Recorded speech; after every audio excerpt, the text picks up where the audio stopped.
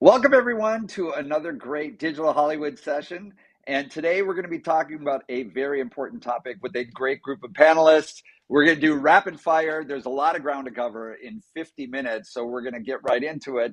But it's called AI Agents, Training and Copyright, Tech Solutions, and Legal Liability. So, like I said, we're going to go rapid fire. We'll just do some quick introductions now and then move directly into it. But I think that you'll get a lot out of this panel.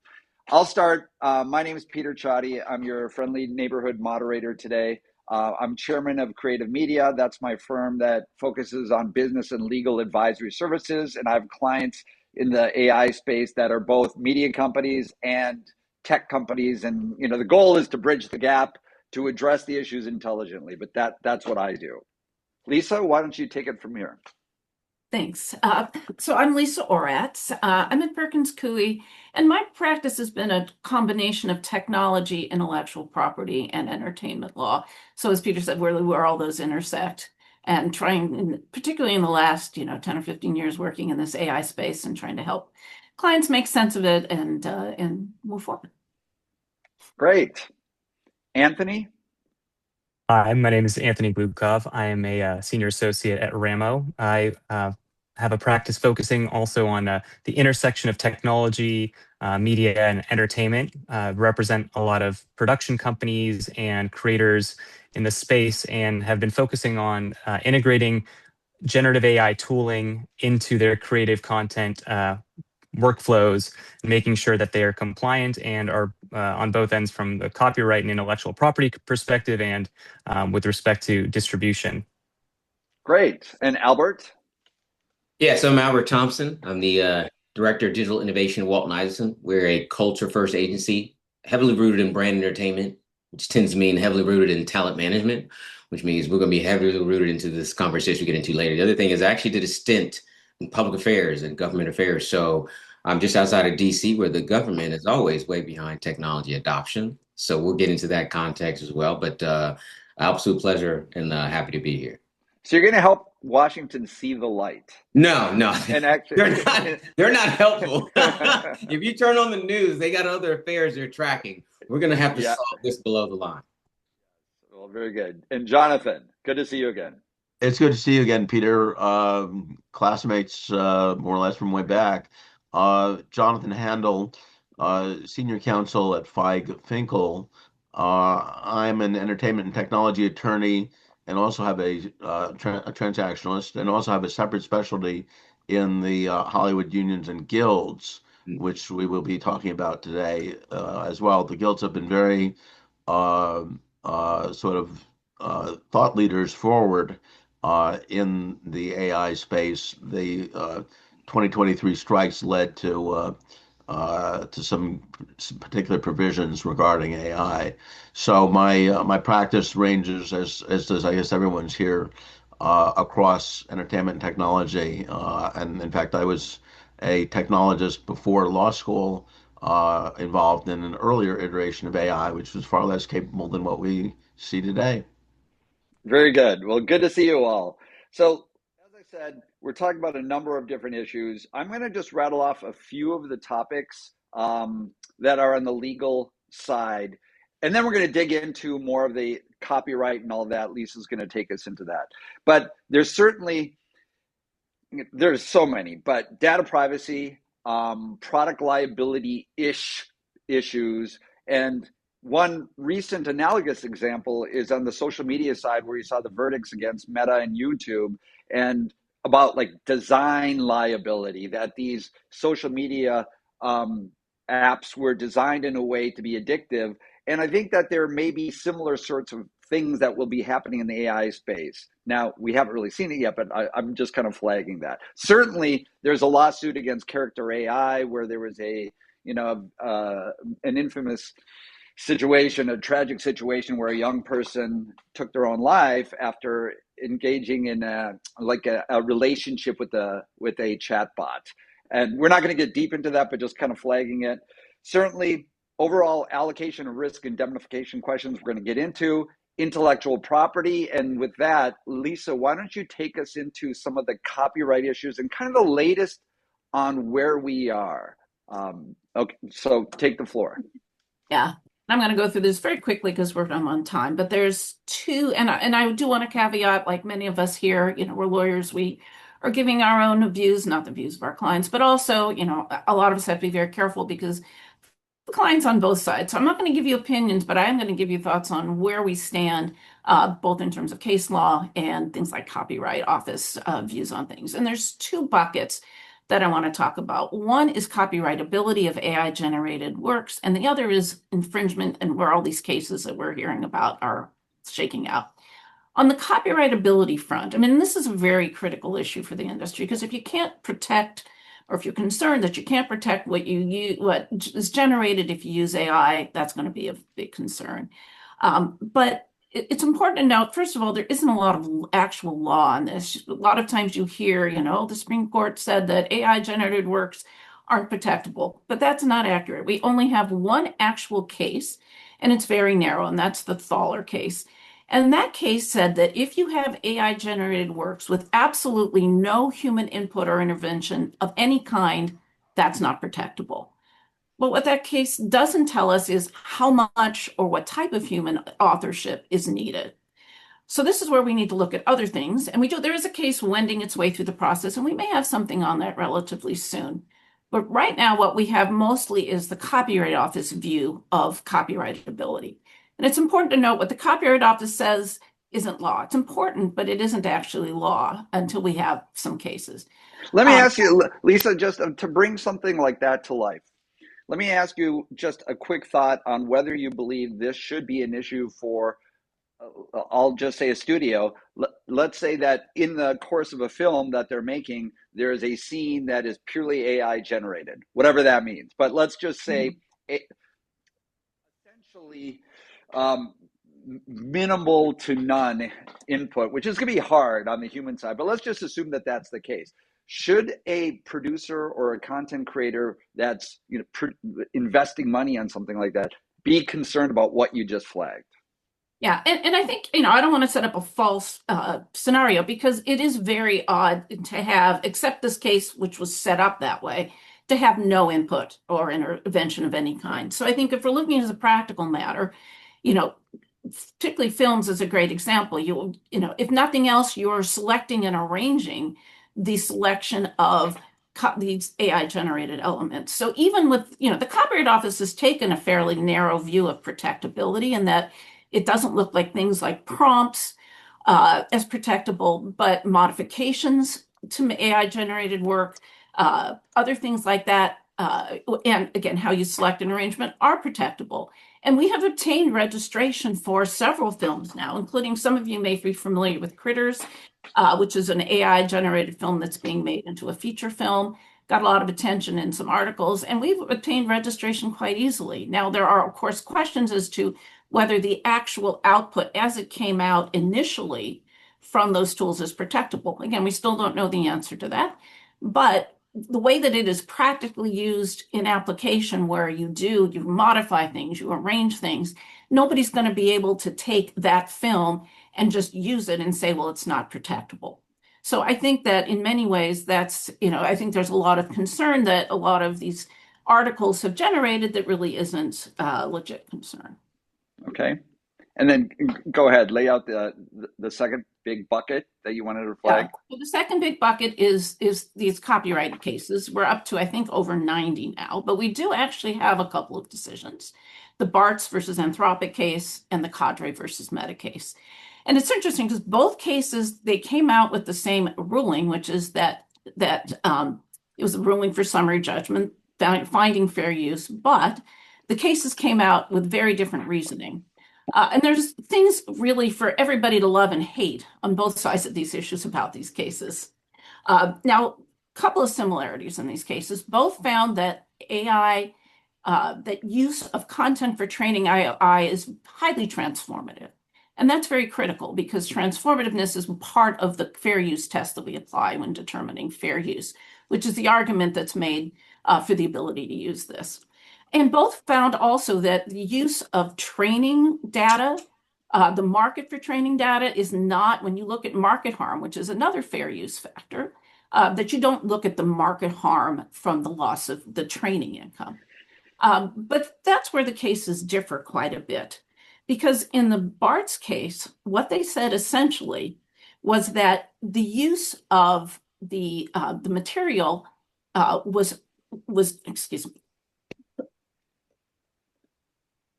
So when you're looking at market harm, you're counting the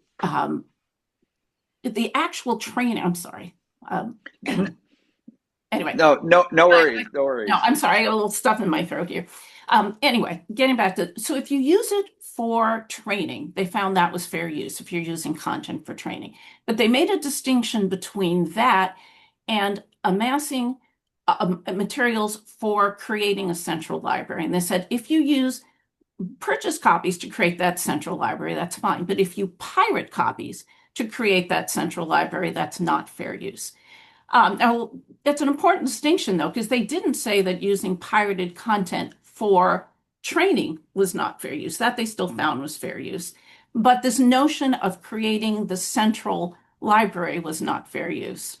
Now, interestingly, the other I want to stop you for a second, and I want to get some other opinions about this. I read some of those cases differently, and so I want to throw in my voice, but I want to hear from the other lawyers out there, and not just the lawyers. Albert, if you have thoughts about it too, obviously, but certainly an interesting point is that even in Bart's, and I know you're going to get there, Lisa, but Bart's v. Anthropic felt enough fear based on one of the things that you mentioned that they ultimately settled for $1.5 billion. And we'll talk more about that. But the Kadri versus Meta case, yes, there was a very narrow loss on the issue of fair use. So Meta won on the issue of fair use, but the judge himself, in very great language for plaintiffs, for the media companies, for the IP holders, outright blamed the lawyers for not raising the right argument, and said that his ruling should not be thought of as any kind of precedent for the broader questions that we're talking about. So I believe that the roadmap that he laid out there for infringement is something that I very much cheer. And so I think that's a very positive one. Give me a second to finish laying it out, and then I definitely welcome opinions, because it's important to notice the distinction in these two cases. Because one case, Bart's, focused on this question of piracy, and that was something that, in fact, Bart's, the Cadre case, they didn't really care about the piracy piece. But as you point out, in Cadre, in that case, what they focused on was the market harm. So one of the last one of the factors is the market harm. And in the Cadre case, what they were focused on is the fact that even if the works themselves were infringing, if you flood the market with a whole bunch of competing works, even if those works aren't competing, it was this sort of indirect market substitution theory. And as you pointed out, they said in this case, it didn't prove it, but they did create a pathway for other people to be able to potentially prove that argument. But interestingly, going back to the Bart's case, they didn't buy into that. The judge there, Judge Alsup, said, well, that's just competition. So both cases had things that are not, where fair use is still in question. In Bart's, it was this question of piracy, and whether you purchase or legally obtain content versus whether you pirate the content. And in the Cadre case, it was this market harm. So both cases, very, very different views, disagreed with each other. So we still have a lot of uncertainty on fair use. Okay, so let me ask Jonathan, I don't know if we're going to get into some of the guild issues a little bit later, but this is such a central point for everybody to understand out there, that there have been these fair use decisions that could be interpreted Lisa and I would interpret some of them in different ways. And so I guess before you even answer and give your thoughts about it, like the higher level impact of all this is that because there is not unanimity in terms of approaches, that means that appeals will be happening, and that means uncertainty, and uncertainty leads to potential significant liability. That's why Anthropic settled for $1.5 billion, which ultimately drives people to come together to reach some sort of resolution outside of court. That's where I see things happening. But I welcome your thoughts as lawyers. So, Jonathan, Yeah, Anthony? well, well, that's exactly right, and it's important to emphasize for you mentioned appeals for the non-lawyers in the audience that these are preliminary type decisions of district courts. These are summary judgment decisions. We have not gotten any appellate court weighing in, so these decisions are not really precedential anymore. They're persuasive precedent, perhaps, but they run to some extent in opposite directions. And we haven't gotten a resolution by the Supreme Court, let alone until we get that. Meanwhile, the technology is moving, very quickly, and the markets are moving. I mean, the question of, of market harm, for example, as markets start to develop for training material, is going to change the legal analysis and how courts analyze this, even between a summary judgment decision and a potential appeal. So it's an enormous amount of uncertainty, and we are seeing in specialized areas, we are seeing the start of a development of a market for so-called ethical AI for training material that is licensed. Meanwhile, everyone looks at the settlement, the Anthropic settlement, 1.5 billion. These companies are spending hundreds of billions of dollars on data centers. 1.5 billion, believe it or not. Seven McKinsey estimates that or forecast that they will be spending $7 trillion on infrastructure, most of which is AI infrastructure, by the time we get to 2030. So just a couple of years ago. Right. It's a great point. It's crazy. And so 1.5 billion, believe it or not, is chump change at this point. It's not even table stakes. So the fact of the matter is we are really in a very uncertain and shifting legal environment. Yeah. And And I would on to Oh, go ahead, Anthony. I was just going to add that it's really interesting to see. It's going to be interesting to see how this split in decisions is going to affect companies moving forward, given that it creates, essentially two potential outcomes for companies that are choosing to go and develop frontier models, where they are, potentially faced with liability for the creation of a library, which seems to be a practical necessity in assembling a data set to be able to train models effectively.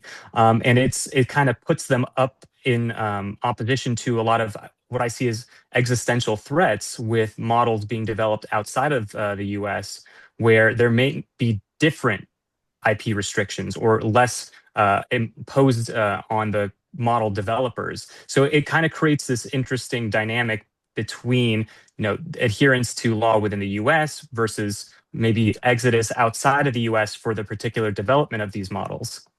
Well, that's also, I was just going to say, and that's for people out there, that's such an important point also. The fact that we frequently almost always have these conversations in the context of US law, US copyright law.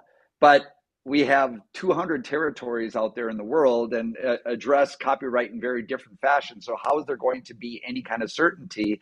And what I would say, like from a business perspective, because I'm primarily involved in the business relationships with, bridging the gap, is we've seen this movie before when there's been different tech revolutions. So we saw when Napster came in and disrupted the music business. Well, ultimately, and so there was IP theft en masse. Then ultimately there was litigation by the music companies, and then ultimately economics worked out the way that they did, where we created a system. Similarly, when it came to video online and YouTube, there was massive theft when users were uploading IP, copyrighted works, without any permission, and it was enabled by YouTube. Ultimately, there was a massive lawsuit against YouTube when it was owned by Google, and that led to Content ID and streaming economics that we have today. I think the similar kind of system is going to happen where we had mass infringement. That's what I would say. That's my position. And then it leads to litigation, which leads to economics, which we'll get into. But we see systems that are starting to work out that way on the economic front. Yeah. And Peter, you mentioned 200 territories. Sorry, just very briefly, you mentioned 200 territories. There's one that's particularly geostrategic, and that is China. Okay, this is one of the aspects where the attempt of IP regulation or AI regulation in the U.S. butts up against the Trump administration, saying, "Hey, we cannot allow ourselves to lose to China." So it's a very multidimensional chess game. And I'm sorry, Lisa, go ahead, please. Yeah, no, and I just wanted a couple of comments because I think, you were right, Jonathan, that, this is very early. We don't really know where these cases are heading. So it's hard, but companies need to make decisions. But I do want to point out a couple things. One is in terms of the question of licensing, one thing that's important to note is that the BART's decision didn't actually say you needed to license the data. It said it couldn't be pirated, so it needed to be legally acquired, potentially purchased. So that's one interesting question of how that will get translated as companies move forward. The other thing is, when we're talking about, AI companies and ability to train, I think we've got a lot of uncertainty there that's difficult to deal with. When we're talking about users of AI, though, a lot of times you have film companies or others that want to use AI and are concerned about liability.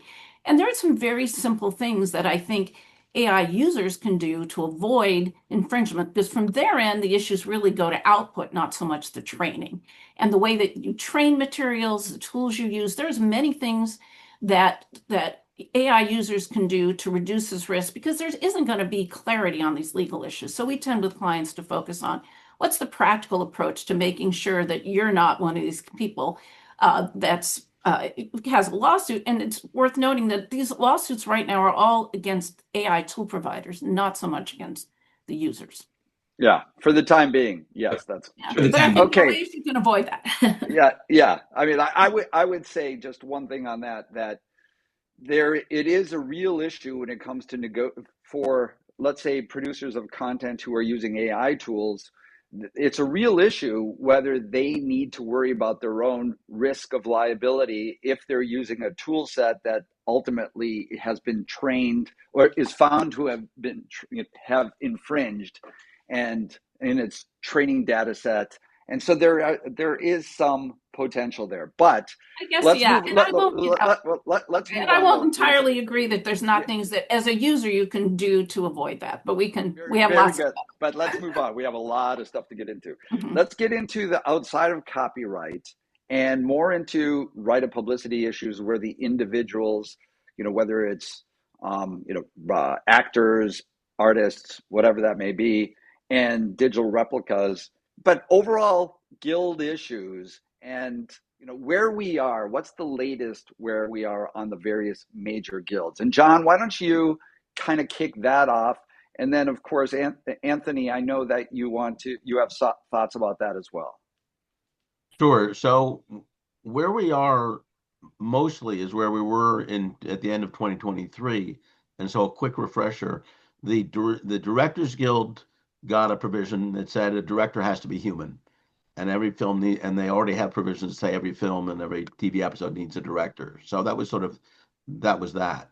The Writers Guild got provisions that said that AI generated material is not considered literary material. In other words, it's not considered a script under the guild agreement, and it's not considered source material, which would be like a novel or a comic series or whatever that you might base a script on.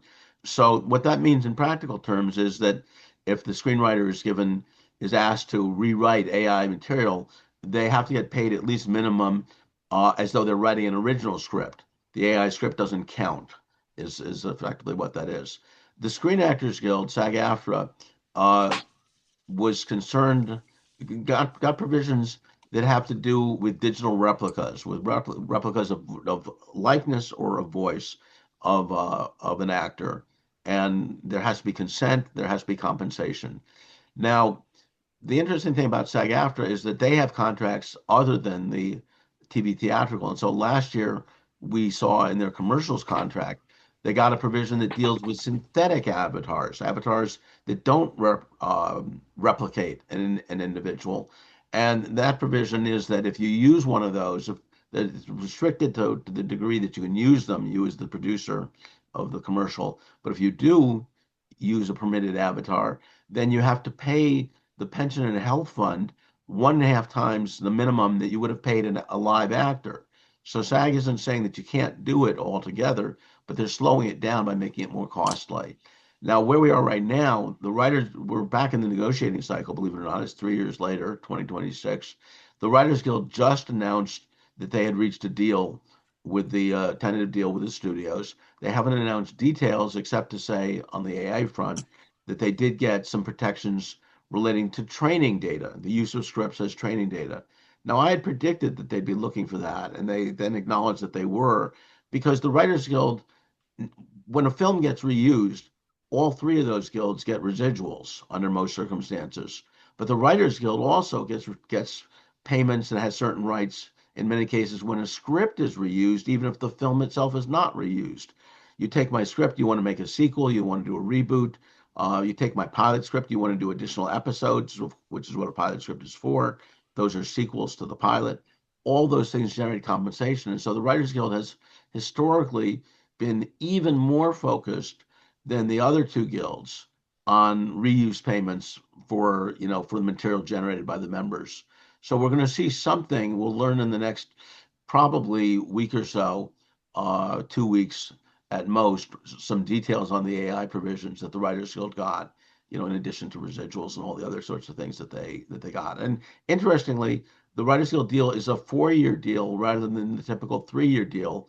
They needed that because their health fund needed big, and it was a trade-off because their health fund needed an infusion. And that raises AI issues in that this technology is moving so quickly that, you're going to freeze the language in place for 4 years. They may have to reopen issues, reopen the contract for limited purposes, 2 years down the line, 3 years down the line, but we'll see. So, Anthony, Yeah. I'm going to ask you to, with everything that was said, like the groundwork that was laid here, how the regulatory environment, just briefly get into that a little bit, where there's the No Fakes Act, but also the Trump edict, and then what states are doing when it comes to these, some of these issues like digital replicas.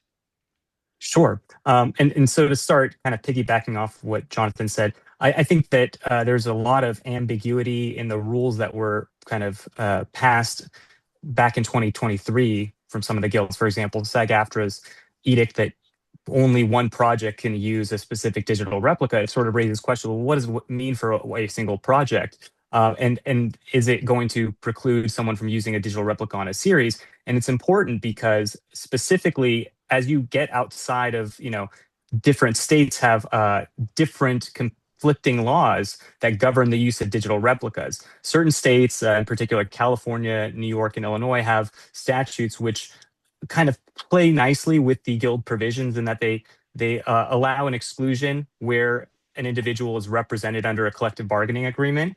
But by and large, we're in a situation where we have no federal legislation, and we're facing a patchwork of very different rights that states are passing. Many cases, these rights are kind of modifications to existing laws on the books. For example, California and New York expanding the postmortem right of publicity to include coverage for digital replicas and prevent the use of digital replicas. Other states are expanding property rights so that an individual's digital replica or their digital likeness or voice is considered itself enshrined as a separate property right that individuals have a right to. And in those instances, it often creates liability for companies and individuals that distribute those digital replicas, even if they might not necessarily be aware of the unauthorized use. So there are some protections there. So I think that by and large, what is practically happening is production companies are facing a very significant risk of having to do a lot more homework than they might have otherwise been tasked with previously to determine someone's residency, just for the sake of determining the specific digital replica, laws that are going to apply, and whether or not those are going to play nicely with the guild provisions. So it stacks layers of ambiguity and obfuscation on an area that is already so difficult to navigate. And do you believe that Trump's executive order, does that impact what you were just laying out and what some of the states are doing when it comes to these issues that we're dealing with, the intellectual property issues, the biometric issues, digital replicas, things like that? Or do you see no impact? What are you hearing? Oh, I think that there's definitely an impact. Specifically, I know California and New York were focused on writing their legislation in such a way that it would have kind of escaped that specific order to give themselves, or to at least maintain the ability to continue to legislate in this particular area. And otherwise, we're sort of only creating an additional hurdle because the lack of unification on the subject is really creating a lot of different ways that states are interpreting these rights, and then, of course, passing the buck on to the companies to enforce it. I think that there are a number of different requirements that certain states are putting in, like, for example, New York having a requirement to disclose any use of synthetic performers within advertising to the consumer, which doesn't necessarily exist in other places. So Yeah. there's a very interesting sort of landmine field to navigate right now that I think reminds me of the early data protection days where the GDPR came out, and then different states have started and now are continuing to pop up their own different legislation. And so companies are really tasked with this question of, do you go with the simple approach of taking the most restrictive regime and applying it uniformly across your entire practice or operations? Are you going to bifurcate operations on a jurisdictional basis and tailor specific things to each region, which becomes incredibly cumbersome to maintain? Or do you just throw caution to the wind and sort of play around and see what happens? And I hope that as an attorney, I hope the last is not most common, but we'll see what happens. Yeah. Well, very Anthony, good. Go ahead, and then I very want to quickly, move on, and I want to bring Albert into things where we talk about how the creatives deal with all this. But go ahead, Jonathan. Yeah, just very interesting footnote to Anthony mentions various states that have passed legislation.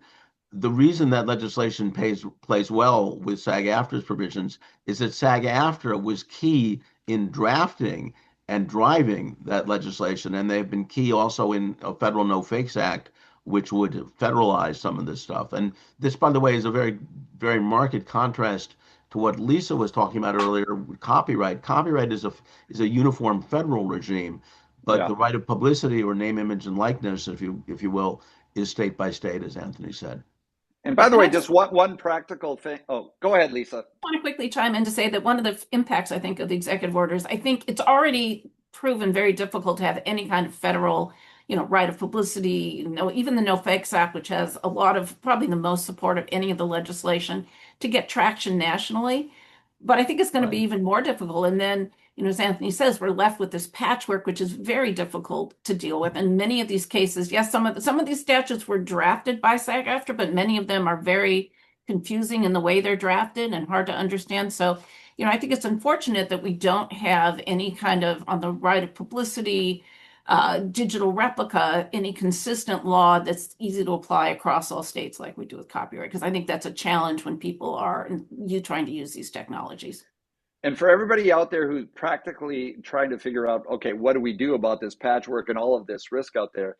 Remember, when you're negotiating your contracts, let's say you're a production company and you're doing work for a client, like who bears that risk? You are the client when you're using AI tools, as an example. That's just one. But okay, Albert, you've been very patient waiting to now, since you are not the lawyer in this room, to the business person who's advising talent and advising the creatives with all this complexity. What do you tell? Let's start with creators themselves, individual artists. What's your advice to them when they come to you? Well, look, it's fascinating because people got to remember, like, we're programming these machines with childlike curiosity, okay?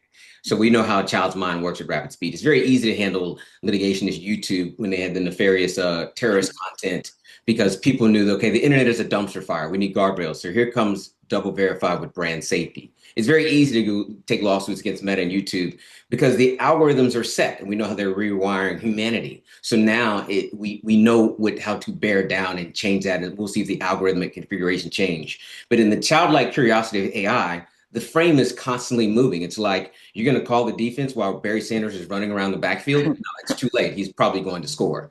And that's essentially what we're dealing with. So when you look at that, brands have to say, okay, what is our brand mentality? Are we a conservative enterprise? And look, there are plenty of them on the planet. We're like, we're going to move slow. bring things in the frame, let people get sued, let people make missteps, let the AI companies building on top of tech make the mistakes to lay the path of what we can't do. By the way, that is strategy. That is not an accident. Okay, there are people who say this is how we're going to go. We're going to make slow reads of what is taking place, and that'll be their mentality. There are other people like, look, we want to be in this game. Where are places we can play where the guardrails are set or their safe environment? So let's talk about AI avatars and brand likeness. If I'm an artist who can't physically show up in Fortnite or Roblox, then I want to have an AI avatar likeness represent me on stage and perform for a virtual audience. But the walled garden or community or the sanctity is in Roblox or Fortnite. They're going to handle the governance of it and take the risk. I just need to program what my little act is going to be, what songs are going to play, drop some merch, and then I'm in and I'm out. I think what people are going to have to figure out is what is going to be the playbook of showing up in this particular real estate where the frame is moving, where if you try to lay down litigation and law tomorrow, well, all AI is going to say is, we're not there anymore. We already moved. Now you got to find us over here. It's like trying to run down Usain Bolt from behind in his prime. It's probably not going to happen. You have to remember, governance of a child happens out in front. We already know how we're going to set the frame for a toddler before he starts jumping on the furniture and wrestling the dog. But we're actually watching him jump on the furniture and wrestle the dog, and we're saying, so we put some rules in place. And you know how that works. So, I mean, look, we're almost going to have to wait to get into this next chapter of evolution to start to say, okay, we know what phase one looked like. Let's start to blueprint and govern that. We need to start getting more predictive of what phase two is going to look like. And then we need to project out, look, if we're going to give these machines sentient capability, because we can't even govern human morality, how we're going to govern AI's morality, then we're probably going to have to start and think about, do we have to start to walk some things back? You see these random movements where Anthropic or someone kicks out AI agents and stops letting them do their thing. They found something and saw something they know is going to be a problem later. They don't tell you why. They say, we just stopped doing that. Gemini stopped doing this. Copilot stopped doing that.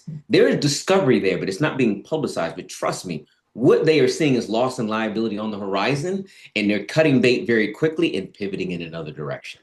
Now, it's interesting with everything that you laid out, all these moving parts. So that's friction for all sides of the equation, which is holding back the opportunity for the tech companies as they try to get deeper and deeper into the world of, working with individuals to unlock new opportunities, working with the studios, the media and entertainment side, music companies, all that.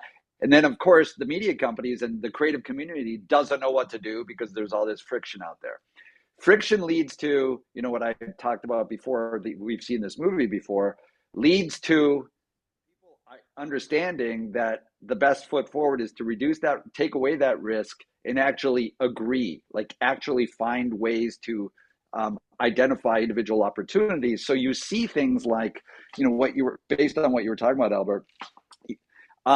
I'll give you an example, a practical example, where professional athletes typically do not love to be on stages to do advertising because they're focused on their craft. They don't have that much time. 100%. It's unlike actors a little bit more, but there's more, I'm talking to some NFL teams as an example, where they're now advising some of the individual athletes that there's opportunities where you can create your digital replica, and your digital replica is then doing the commercial for you. You get paid and you get approval rights, something like that. Yes. Then when you have major media companies like Disney entered into this $1 billion investment deal with OpenAI for Sora, we'll talk more about that. But that was an interesting way that they were going to, like, the biggest IP holder when it comes to media and entertainment, and then this first mover when it came to tech came together to try to create new opportunities. Now that deal has since fallen apart because OpenAI jettisoned Sora, but nonetheless, there's more of a movement toward that. We see that happening. But yeah, I think it's interesting. I mean, there may be two sides of the house that emerge first. There are people who understand their brand and likeness very well and have a very unique identity. Will program a machine specifically on identity. You could take a comedian. Someone could say, nobody can do Kevin Hart. So Kevin Hart is very safe in programming an AI version of Kevin Hart. Maybe some rap artists will be the same because their cadence is unique. Other people's like, you know what? Let's give it to the machine. So you see Khaby Lame, the largest TikTok in the world, sells his rights and likeness to private equity firm because private equity firm has chops, insulation, they're behemoth. It's even hard to sue them. You see the same thing with that T-Pain sold his his likeness was rights for 100 million. Not a bad way to exit after you've created your legacy. And he said, you know what? You can sell my likeness, whatever cereal brand you want, who wants it in their next commercial. And by the way, you can deal with them and deal with the machines in the marketplace. So you have a series of creators who are like, know their identity, know the space, have been playing the tools from early on. You have other people that probably give it to a machine to be private equity, or as you said, a major media company who's used to navigating the dangers of the open web or open community or open entertainment community, who can provide layers of protection to insulate them from the fan. Because let's be clear, Taylor Swift and Beyonce don't want to lose traction with the Swifties or Beehive by doing something unsavory. Let me give it to Disney in a strategic partnership. Then Disney becomes the buffer. Let them bring my likeness into the frame. Maybe it's an animation film. And then if something goes sideways, well, that was Disney. But me and the Beehive, we're good. And you have approval rights, ultimately. Okay, so we have a limited amount of time, guys, and I want to just quickly, if somebody wants to touch upon where the licensing market is, there's one-to-one licensing like we saw with Disney and OpenAI. Then there's more aggregators of licensing for training and other purposes. And then there's, more automated kind of solutions that are out there now in the field, including Amazon and Microsoft have content marketplaces. So I open it up. Jonathan, do you want to touch on that a little bit? Just where licensing it. Not deeply. Let me defer to one of the other panelists on that. I'm happy to take a stab at this. I think that it's interesting to me. I think in that the industry, as Albert was mentioning, it's fairly frictionless once you get to a certain point where you have valuable likenesses being transmitted to the distributor, the ultimate distributor, to a Disney, to a Fox, to whomever, right, who has the ultimate yay or nay power over something. But what I think what I'm seeing happening behind the scenes, which is interesting to me, is the interim step, right? How do you go from the likeness to the actual creation of that digital replica, that avatar, to distribution? And it seems to me that there's a real breakdown between the rights that the ultimate distributor or exhibitor is trying to secure, right? The individual company or a group of people that are tasked with producing this thing, and the ultimate technology that they're licensing to power that, where the traditional media companies obviously want their traditional rights. They want to have all of the waivers of injunctive relief and the standard representations and warranties about copyrightability and uniqueness to be essentially to predominate. But the practical matter is none of this technology can really support that those types of copyrightability representations and warranties at this stage, because we have no idea. The other issue is that most of the companies that are promulgating these tools are themselves sort of children of the technology space, right? They're technology empires that have spawned off these different companies to create different tooling.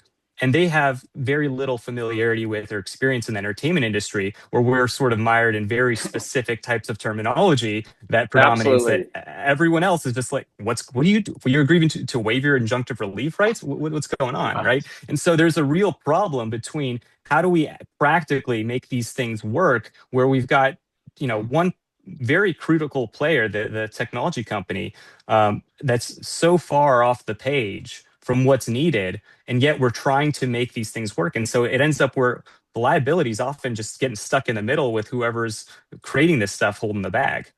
Yeah. Okay. And that's very helpful. Appreciate that. We only have a few minutes. I'm going to ask everybody literally in 30 seconds to give an example of a compelling, for them, something that they find to be very compelling in the world of media and entertainment with AI associated with it. So since you're on the screen right now, why don't you give your example? Well, I think that one of the best uses right now is in the pre-visualization stage, where a lot of companies are able to try to get an idea distilled into a greater degree that helps get projects sold. I know that there's a lot of difficulty right now in the industry getting things moving. And so having better tools to bring ideas to life at an earlier stage can help the market move faster, I think, and greenlight more projects and get the industry's wheels turning a little bit more smoothly again. Albert, how about you? Yeah, look, I'll give two examples. I mean, I think you start to look at the reboot of likeness, meaning people who are either left this world or have aged out of this world, bring them back. So let's take Jack Nicholson, Digital Jack, virtual golf tutorial, where it's a younger version of himself training people. To the conversation of market harm, there's no market harm for him teaching you how to swing in his likeness and his training and his teaching, because if you tear your rotator cuff, that's not on him because it's a virtual game, and the version of him is probably 30 years younger than he is today. The other one is we did something with and it's an incremental opportunity for Jack. Absolutely. And I think we'll see the same thing with artists, some of the things that the Miles Davis estate is flirting with today. The other one we did was related to the artist Notorious B.I.G., Notorious Big. We did it with his son. And the whole notion was we created in a metaverse experience done by Complex called Complex Land. So they hold the environment, thus the governance, in which we created a block that was like Biggie's old block in Brooklyn, and his son was tied into it. So that was a way of paying homage to his father's I think it was 50th anniversary. But when you do that, again, no market harm, reboots. It was done during the 50th anniversary of hip hop. So the timing made sense. You bring the entertainment likeness. It's a safe space.